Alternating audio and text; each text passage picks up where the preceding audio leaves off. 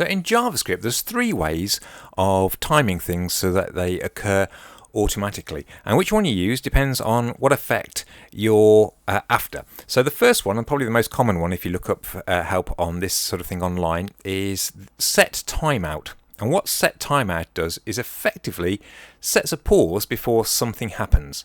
So you can say, do this thing, but do it in 3 seconds time, for example.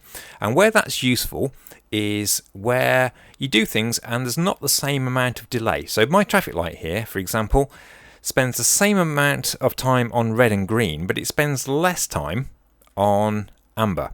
And I could actually get it to spend different amounts of time on all three if I wanted to.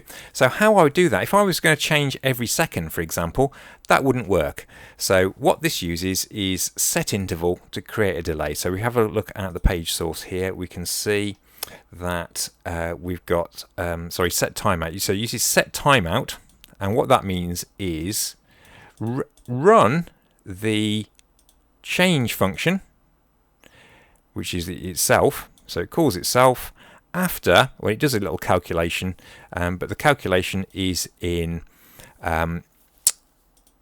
milliseconds. So it multiplies by 1,000 to give the number of milliseconds. So delay is just the delay after the current light. So that what gives a different delay after red, amber, and green, for example. So that's probably the most common way of kind of delaying stuff. You can also use that as well as for kind of creating this kind of effect. The card flip magic page, which we looked at in a previous video, it uses CSS transitions to rotate the card in 3 dimensions, so it rotates it about the x-axis.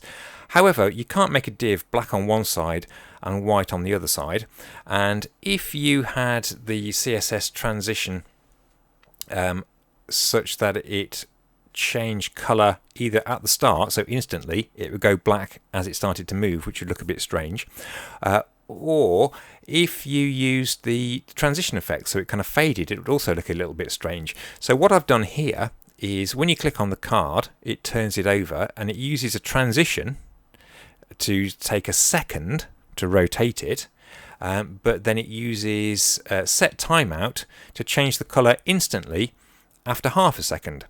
So once it's halfway round, it changes from black to white. So you can use it for that kind of effect as well.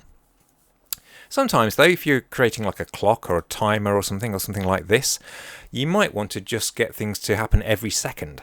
And if you want to do that, the technique for that is to use setInterval. So setInterval, what this does is rather than setting a delay, it sets a kind of period. So this means run the change function every 1,000 seconds. So that keeps repeating.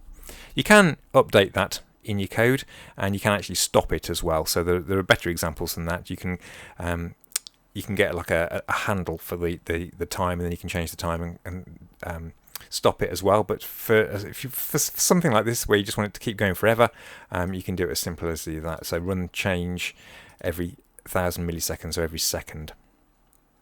And then the other thing is, if you're not bothered about the timing, so this example here is an animation example again on my web page. So if I click that, they start rotating.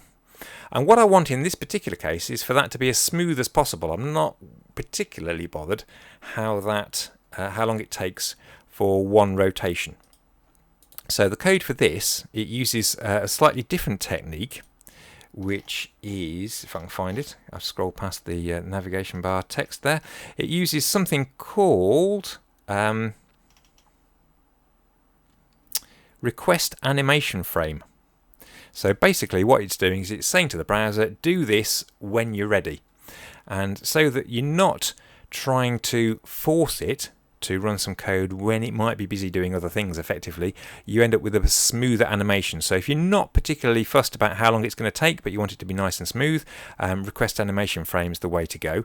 There are some other differences as well. Obviously, it doesn't really affect the speed, because if I then found out that was too fast, I could move it 2 pixels instead, or move it P3 pixels. So you can still control the speed, but it's just how often the change happens. The other difference with requestAnimationFrame is whether it carries on when you're not looking at the tab. So for example, let's wait for a particular, so when 6 gets to the top, if I switch to this tab here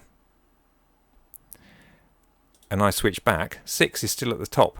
So requestAnimationFrame, the animation stops. So 2 was at the top there, wasn't it? I go back, 2 still at the top.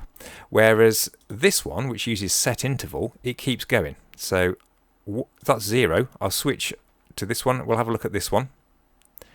When I go back, that's now on 4, or it's just changed to 5.